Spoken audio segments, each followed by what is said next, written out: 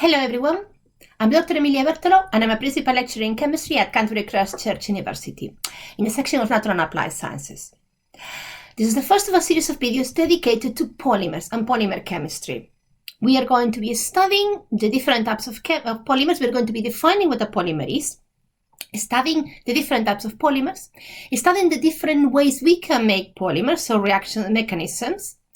We're also going to be looking at the structure of polymers and how the structure of polymers determines its functions and its properties, and to a certain extent its uses.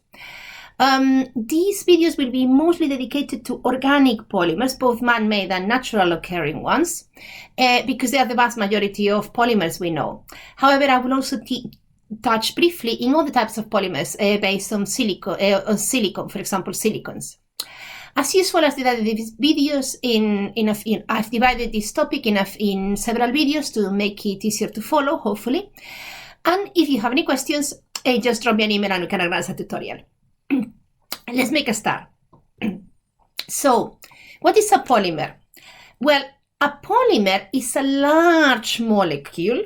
We call it a macromolecule, so made of many atoms, and it's a type of macromolecule that is made of repeated units, one or just a few repeated units.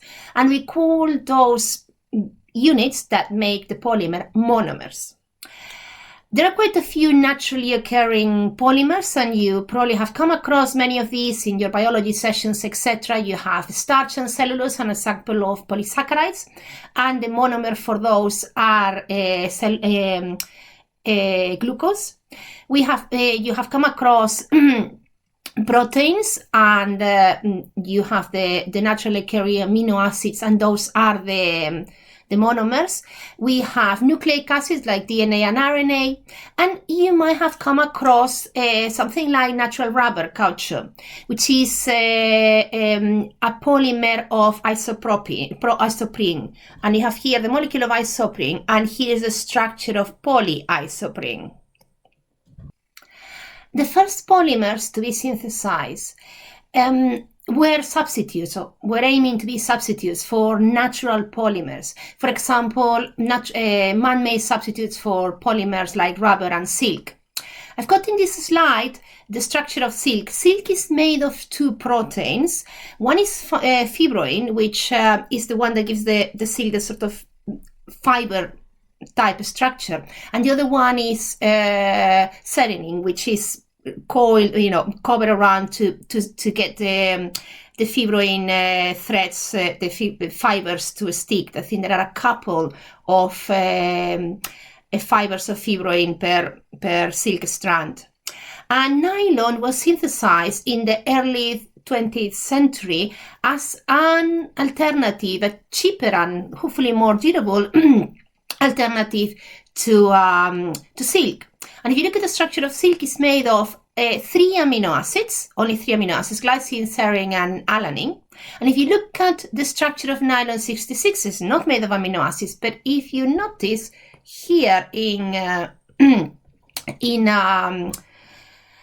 molecule of fibroin, we have several